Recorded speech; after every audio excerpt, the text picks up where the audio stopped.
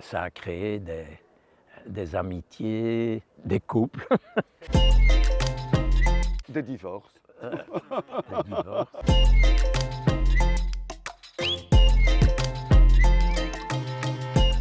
En fait, de manière assez originale, je trouve. Nous étions quelques-uns à avoir achevé notre carrière, entre guillemets, d'athlète sur la piste. On ne voulait pas prendre des kilos chaque mois, donc on s'est dit, tiens, on va commencer à faire des petites sorties en forêt. De fil en aiguille, les 5 km sont devenus 10, 15, 20. Et marathon, évidemment. De 3-4 individus, on est passé à 15, peut-être 20. On s'est organisé entre nous et on a mis sur pied des petites compétitions entre nous.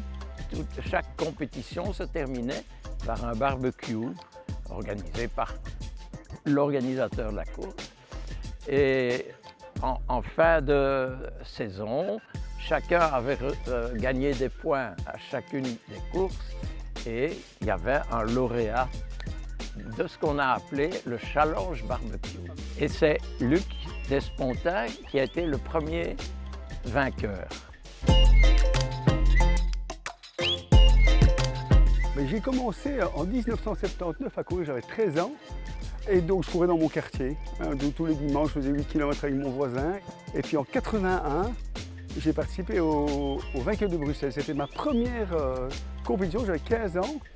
Je fais 1h55, on était 8000 classés à l'époque. Et c'était vraiment le début de me dire, tiens, mais ça me plaît. Ouais. Et puis en 83, 84, 80, voilà, j'ai commencé à faire des petites courses avec déjà les 10 km du club qui sont nés. Et comment est-ce que je suis arrivé au club? Par un tout-boîte. Il y avait un tout-boîte qui annonçait la course de l'heure. Et en 85, j'ai atterri ici le 11 novembre. Et là, j'ai rencontré un certain Jacques William qui m'a dit, ben, Fred, tu cours pas mal, est-ce que tu ne viendrais pas rejoindre notre groupe? Et donc, je me suis affilié en 85 au club. Et c'est vraiment qu'en 87 que je suis vraiment venu ici le mardi et que j'ai participé à mon premier challenge régularité. Et c'est toi qui as véritablement lancé, enfin plus que lancé ce groupe. Et donc voilà, donc j'ai commencé par hasard de courir. Avec ton ami Alain Willems, Alain Willems, qui était aussi en kiné. Et pourquoi est-ce qu'on a fait la kiné à Vuchalet? Parce que c'était à côté de la forêt. Et c'était le choix de l'école parce que j'aimais beaucoup courir. Et donc voilà, donc, j'ai fait mon premier marathon grâce au club. Et puis voilà, ça m'a plu et c'était parti. Mon déclic, ça a été que j'ai été à Echternach avec le club pour faire le semi-marathon et qu'avec Raymond Rasquin, quelqu'un qui était quand même un des fondateurs notamment des fondateurs premier du président club, du Gala.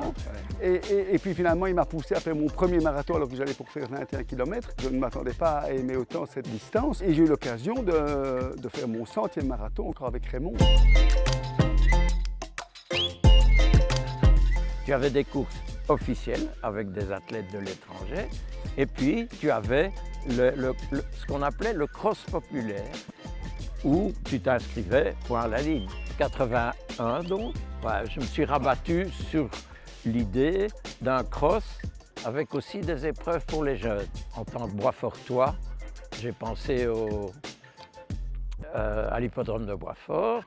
Et la première année, on a organisé, je pense que c'est un 12 km qui partait de l'hippodrome et qui revenait à l'hippodrome, ouvert à tous. Et je crois qu'on a eu environ 160 participants. On était déjà 500 après 4 ans à l'hippodrome. Après 5 ans, on a déménagé à l'International School et on passe les 1000 en 88. Et ce n'est que cette année qu'on a eu plus de 2000 arrivants. 81-86, le GAL a organisé une course sur route d'été. C'était 7, 14, 21 km. Ça démarrait à la Place Kempf, ça revenait à la Place Kempf. Ça avait un certain succès quand même. On était aussi autour de 500 participants. Ça, en plus des hivernales. On sautait d'une organisation à l'autre, c'était compliqué. Je n'en sortais plus et on a arrêté en 86.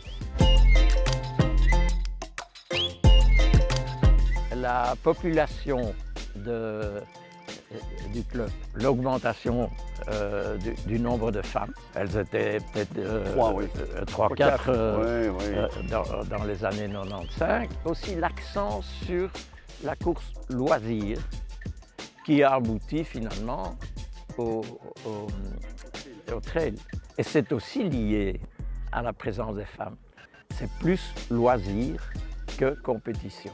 Mais ce qui a le plus changé, et ça rejoint évidemment ce que Jacques dit, c'est cette diversité dans les courses. Avant, on faisait des kilomètres, des semis et des marathons, et forcément, maintenant, il y a le trail, les ultra-trails. Et notre groupe était centré, je veux dire, principalement sur les marathons. On avait un groupe de 10-15 marathoniens, on tournait tous en 2h45, 2h50. Je tournais entre 3h et 3h10, mais j'étais dans le 3e tiers des participants à l'époque.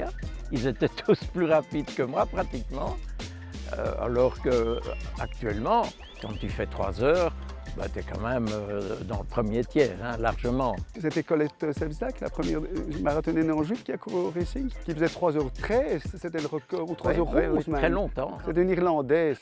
Un Anglais. Une Irlandaise, oui. Enfin, et cette fille faisait 3h11.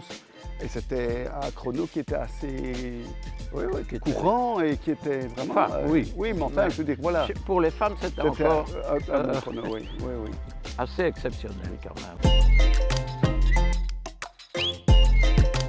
Cette diversité fait aussi maintenant la richesse du club. Il y a des clubs qui sont morts de leur bellement parce qu'ils n'ont pas su rebondir sur cette... C'est vraiment ce qui fait la force du club, c'est que personne n'est oublié et tout le monde trouve sa place. Voilà, et ça c'est vraiment... Et dans les stages, ça se répercute. Aussi dans le fait que le challenge s'ouvre depuis quelques années à ce double challenge de régularité en tenant compte des courses trail et nature. Je pense que c'est la force, c'est la force du club. Et ce qui rend ce club sympathique et convivial. C'est l'envie de courir hors stade. Il y a un moment où je me suis dit, tiens, ça va un peu se déliter comme ça. Et absolument pas. Ça a fortement redémarré et le trail fait partie de ça aussi.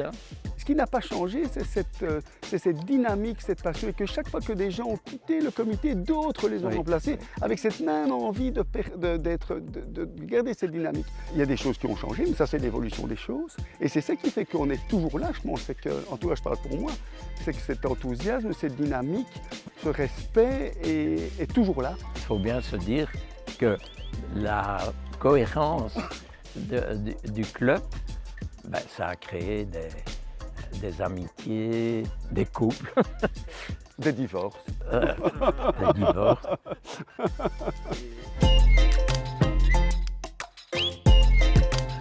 Moi, je dirais, restez vous-même. N'acceptez jamais sans réfléchir ce qu'on vous dit. Tôt ou tard, on vous dira le contraire.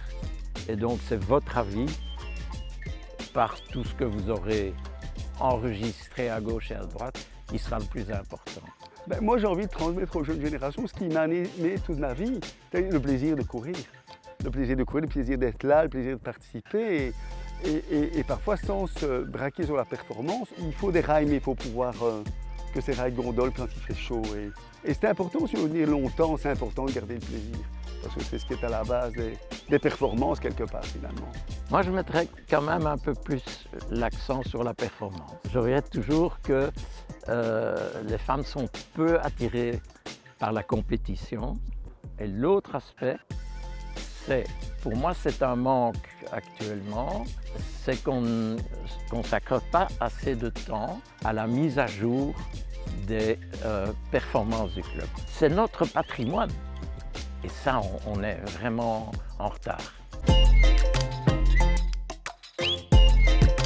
J'avais repéré un équidène organisé à Armentières. Une course sur la distance du marathon à 6, chacun faisant une distance différente, arrivant à un total de 42 km. Donc, on part en quart. On avait sûrement 5 équipes. C'était un centre de loisirs avec un lac, etc. Comme on était très tôt, on va manger un bout et puis on revient. C'était toujours aussi calme. Pas un panneau, rien. Et puis, débarque un gars dans une petite voiture. C'était l'organisateur et sa femme. Il n'avait rien préparé. C'est le racing qui a organisé. qui nous a montré le parcours. On a mis des signaleurs, Jean Bébé, Jannick, etc. Enfin bref, et on a pris des temps. C'était inouï. Tu penseras aussi à la course qu'on a faite à Aix-la-Chapelle. Oui. Le bus s'est trompé de route et puis on s'est tous changés dans le bus. Quand on est arrivé, on avait notamment Jean-Pierre Rudier qui était un des candidats au podium. Au moment où le bus est arrivé à 100 mètres du départ, à l'endroit où tout le monde se rassemblait, on a tous mis Jean-Pierre sur l'escalier pour sortir du bus.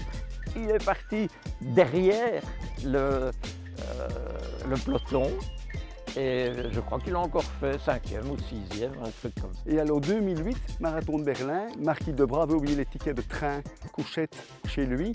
Quand on a débarqué sur le quai, on a cru que c'était une blague. Ce n'était pas une blague, on était 25 sur le quai. Donc on a été dans le wagon, il y avait des wagons poste encore à l'époque. Et le type nous a dit c'est à minuit, personne n'a occupé les livres, vous pouvez y aller. Et donc on a passé la nuit assis entre les sacs postaux. Et alors c'était bien pour aller, mais le retour, on n'avait pas les tickets non plus. Ah, Sauf oui. que là on est à Berlin, ça a moins rigolé pour entrer dans le train. On va rester là-dessus, hein. Je crois que le club est bien parti pour encore vivre quelques belles Voilà, années. voilà. Bah, j'espère.